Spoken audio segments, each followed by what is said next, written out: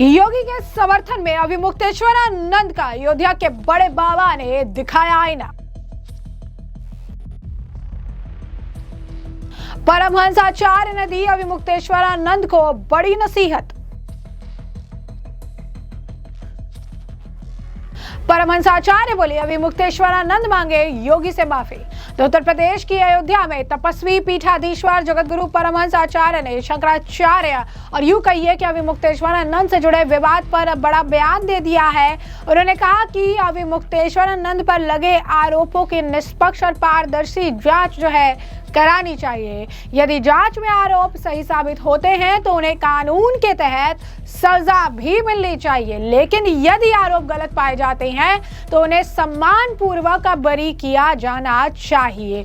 इस दौरान उन्होंने एक बड़ा बयान भी दे दिया। परमहंसाचार्य ने अभिमुक्तेश्वरानंद से अपील करते हुए कहा कि वे इस पूरे मुद्दे पर राजनीतिक दलों का माध्यम ना बने। उन्होंने आरोप लगाया कि समाजवादी पार्टी के प्रमुख अखिलेश यादव, आम आदमी पार्टी और कांग्रेस इस विषय पर राजनीति कर रहे हैं। उन्होंने कहा कि यदि ये दल वास्तव में गौ हत्या पर पूर्ण प्रतिबंध चाहते हैं तो उन्हें सरकार को औपचारिक रूप से लिखित प्रस्ताव देना चाहिए। इस तरह से राजनीति नहीं करनी चाहिए। उसके साथ ही साथ उन्होंने आगे बयान दिया। मुख्यमंत्री योगी आदित्यनाथ को लेकर दिए गए उनके विवादित बयान पर प्रतिक्रिया देते हुए परमहंसाचार्य ने कहा कि स्वामी अभिमुक्तेश्वरानंद को अपने शब्दों के प्रायश्चित करने चाहिए। उन्होंने कहा कि मुख्यमंत्री योगी आदित्यनाथ अपनी दयालुता के लिए जाने जाते हैं और यदि स्वामी अभिमुक्तेश्वरानंद उनसे क्षमा मांगते हैं तो मुख्यमंत्री उन्हें क्षमा भी कर सकते हैं। स्वामी अभिमुक्तेश्वरानंद द्वारा दिए गए 40 दिन के अल्टीमेटम पर भी परमहंसाचार्य ने कहा कि सरकार पर किसी भी प्रकार का अनैतिक दबाव बनाना उचित नहीं है। उन्होंने स्पष्ट किया कि किसी देश को अचानक हिंदू राष्ट्र घोषित नहीं किया जा सकता, उसी तरह गौहत्या पर पूर्ण प्रतिबंध भी एक दिन में लागू करना संभव नहीं है। आपको बता दें कि जिस 40 दिन के अल्टीमेटम की बात कर रहे हैं उस दौरान अभिमुक्तेश्वरानंद ने यह कहा था कि योगी हमसे सर्टिफिकेट मांग रहे हैं, उनके अधिकारी हमसे सर्टिफिकेट मांगते हैं, लेकिन मैं उनसे सर्टिफिकेट मांग रहा हूँ, हिंदू होने का सर्टिफिकेट दे। इन 40 दिनों में गौहत्या से जुड़े मामलों पर जो है वो पूरी तरीके से संज्ञान ले, गौहत्या से जुड़े मामले पर जो है कार्रवाई करने की जरूरत है। और अगर ये कार्रवाई नहीं होती है या गौहत्या से जुड़े मामले पर कुछ नहीं करते हैं तो 40 दिन बाद हम उन्हें छद हिंदू और जो है एक तरह से कह रहे थे कि सनातनी नहीं मानेंगे, इन्हें बहरूपिया बोल देंगे या नकली हिंदू जो है घोषित करेंगे। तो इसी पर जो है परमहंसाचार्य का बयान सामने आया है। यही नहीं, परमहंसाचार्य ने यह भी कहा कि मर्यादा का पालन सभी को करना चाहिए और सार्वजनिक जीवन में दिए गए बयानों की जिम्मेदारी भी उतनी ही महत्वपूर्ण होती है। यहाँ बता दें कि परमहंसाचार्य अक्सर कई धार्मिक और राजनीतिक मामलों में बयानबाजी में चर्चा में रहते हैं और जिस तरीके से अभिमुक्तेश्वरानंद बैक टू बैक बयान दे रहे हैं उसे देखते हुए कहना गलत नहीं है कि परमहंस का जो आचार्य हैं उनका इशारा इस तरफ में था कि आप बयान दे के निकल नहीं सकते हैं, उनके लिए आपको जवाबदेही भी होना पड़ेगा, उसे ओन भी करना पड़ेगा और उसे अकॉर्डिंगली आपको काम भी करना पड़ेगा। बयान दे दिया और काम खत्म हो गया, ऐसा नहीं होने वाला है। इस बयान के लिए आपको जवाबदेही जो है देनी पड़ेगी, आपको जिस बयान के लिए जवाबदेही जो है होना पड़ेगा। यानी साफ स्पष्ट शब्दों में अगर हम बात कहें तो उन्होंने ये कह दिया है कि अभिमुक्तेश्वरानंद कभी योगी आदित्यनाथ के लिए मुख्यमंत्री नहीं है। ऐसा कौन सा मुख्यमंत्री होता है, दूसरा कोई मुख्यमंत्री होना चाहिए। कभी उनको कहते हैं कि योगी नहीं है, कभी कहते हैं कि हिंदू नहीं है, कभी कहते हैं कि हिंदू होने का प्रमाण दो, योगी होने का प्रमाण दो, फिर कहते हैं कि इस पूरे मामले में जैसे अगर पुलिस आती है कार्रवाई करने के लिए तो मैं उसमें सहयोग करूँगा। कल का ही उनका बयान है जब कहते हैं कि गिरफ्तारी के लिए अगर पुलिस आती है तो मैं इस पूरा सहयोग करूँगा। सुने जरा कल का क्या बयान था उनका। अगर कोई जांच की जा रही है तो उसमें हम लोग सहयोग करेंगे, क्योंकि पुलिस को, स्टेट को किसी मामले को निस्तारित करने में जितनी रुचि है उससे ज़्यादा हमें भी है कि ये कलंक लगाया गया है, जल्दी से उसका निस्तारण हो। लेकिन जी नीचे करो, नीचे करो यार, मुंह पे आ रहा है। जी नीचे कर लीजिए, मुंह पे आ रहा है। अरे यार ठीक है, और बताइए आप लोग वकीलों को भी अपने हमने किन्हीं अधिवक्ताओं को नहीं बुलाया है।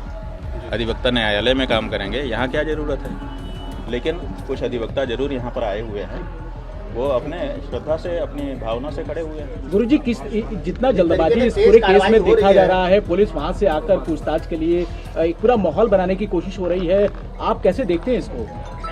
रामचरितमानस में लंका कांड है, वहाँ पर विभीषण ने रावण को समझाते हुए कहा है, उगरे अंत न होई निबाहु काल नेमि जिमि रावण राहु। मतलब जो भी छद्म वेशधारी होगा, ढोंगी होगा, पाखंडी होगा, उसके ढोंग का, पाखंड का एक न एक दिन अंत होगा। न होई निबाहु, निबाह नहीं हो सकेगा। और 3 उदाहरण दिए, रावण, कालनेमी और राहु। रावण जो है वो सन्यासी का वेश धारण करके आया था, सीता जी को हर करके ले गया, लेकिन उसका पर्दाफाश हो गया कि यह असली सन्यासी नहीं है। इसी तरह से कालनेमी यति सन्यासी का वेश धारण करके आया था हनुमान जी के सामने, उसका भी पर्दाफाश हो गया, छुप नहीं सका। और राहु देवताओं का वेश धारण करके देवताओं की पंक्ति में अमृत पीने के लिए बैठ गया था, लेकिन उसका भी पर्दाफाश हो गया। तो जो लोग भी छद्म वेशधारी हैं उनका पर्दाफाश होना ही है, ना होने का कोई सवाल ही नहीं है। इसलिए हम लोग निश्चिंत हैं। उत्तर प्रदेश की पुलिस जांच कर रही है, हालांकि जनता कह रही है कि उत्तर प्रदेश की पुलिस पर हमको भरोसा नहीं है। दूसरे प्रदेश की, जहां पर बीजेपी की गवर्नमेंट ना हो, वहां की पुलिस जांच करे। और हम तो जो पुलिस आ रही है उसी के लिए तैयार है कि भाई पूछ लो क्या पूछना है। तो जैसा कि आपने उनका कल का बयान सुना, यहाँ पर वो कह रही है कि गिरफ्तारी के लिए कुछ होता है, ऐसा आता है तो बस के लिए हम जो है पूरा सहयोग करेंगे, तमाम चीजें जो हैं बयान दे रहे हैं। और अब उनका जो है आज का एक नया बयान भी सामने आ गया है, जहाँ पर क्योंकि पॉस्को एक्ट के तहत उनके ऊपर मामला दर्ज है, पॉस्को एक्ट के तहत जो है उनके खिलाफ जो FIR हुई है। उसके बाद अब ये आरोप लगा रहे हैं कि मेरे पास कुछ लोग आए थे, बता रहे थे उनके पास नाबालिग बच्चा है, उन्हें कहा गया है कि जाके मेरे नाम पे, यानी अभी मुक्तेश्वरानंद के नाम पे जो है जाके बयान देना है या तमाम चीजें कर दी हैं। इस तरीके के आरोप जो है नए से फ्रेश आरोप भी वो लगा रहे हैं। सुनिए क्या कुछ कह रहे हैं वो। ऐसा है कि शाहजहांपुर से एक परिवार आज हमारे पास आया, उन्होंने एक पत्र हमको दिया, हमने उसको पढ़ा। उन्होंने हमारे पूछने पर बताया कि आशुतोष महाराज नाम के व्यक्ति ने हमें ये कहा कि तुम्हारे माइनर बच्चियां हैं, उनका नाम लेकर के अभी मुक्तेश्वरानंद के ऊपर आरोप मढ़ दो, हम तुमको बच्चियों के विवाह आदि के लिए पर्याप्त धन उपलब्ध करा देंगे, कोई तकलीफ नहीं होने देंगे। और जब हमने ये कह करके मना कर दिया कि हमारे परिवार में पहले दंडी सन्यासी हो चुके हैं, हम लोग परंपरागत लोग हैं, ये हम नहीं कर पाएंगे, महाराज को हम जानते भी नहीं है, कभी मिले भी नहीं है, और उनके लिए इस तरह का आरोप हम नहीं लगा पाएंगे, तो उन्होंने धमकी दी कि फिर देख लेना, अपने आप को बचा के रखना। तो ये गंभीर बात है कि इस तरह से लोगों को प्रलोभन दे करके या धमका करके हमारे विरुद्ध खड़ा करने का प्रयास चल रहा है, जिसका पता चलता है।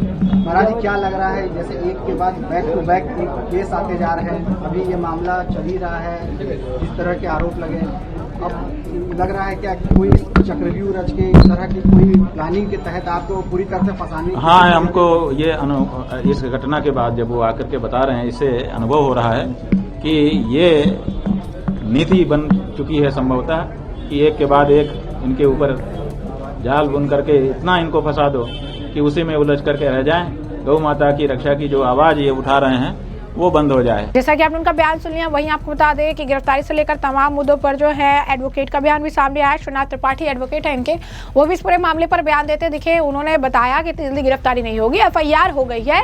कोर्ट ने कहा है कि पहले प्रूफ लाए, और यहाँ पर किसी संत का नाम जो है नहीं लिखा गया है, चीजें रखी गई है, लेकिन प्रूफ के ऊपर सब कुछ है। पहले जो है प्रूफ दिए जाएंगे, तमाम चीजें होगी, उसे पहले माना जाएगा कि हाँ ये साक्ष्य है, ये ऑथेंटिक है, और उसके बाद उस पर कार्रवाई की जाएगी। लेकिन अभी मुक्तेश्वरानंद देखिए कभी कैसे ही माहौल बना रहे हैं, कभी कहते हैं कि पुलिस गिरफ्तार कर लेगी, फिर कहते हैं कि गिरफ्तारी में मैं पूरा सहयोग करूंगा, फिर कहते हैं कि सारी सच्चाई सामने आ जाएगी, मैं 3 अदालत मानता हूं, ऊपर वाले का, अपने मन का और अपनी जनता का, और तीनों अदालत में मैं पूरी तरीके से बरी हो चुका। तो इस तरीके के बयान लगातार दिए जा रहे हैं, और अभी मुक्तेश्वरानंद का ये पूरा मामला लगातार जो है तूल पकड़ रहा है। तो ऐसे में हमने आपको पूरा मामला विस्तार से बता दिया। इस पूरे मामले पर अब आपकी भी जो राय हो कमेंट सेक्शन में कमेंट करके जरूर से जरूर साझा करिएगा। धन्यवाद।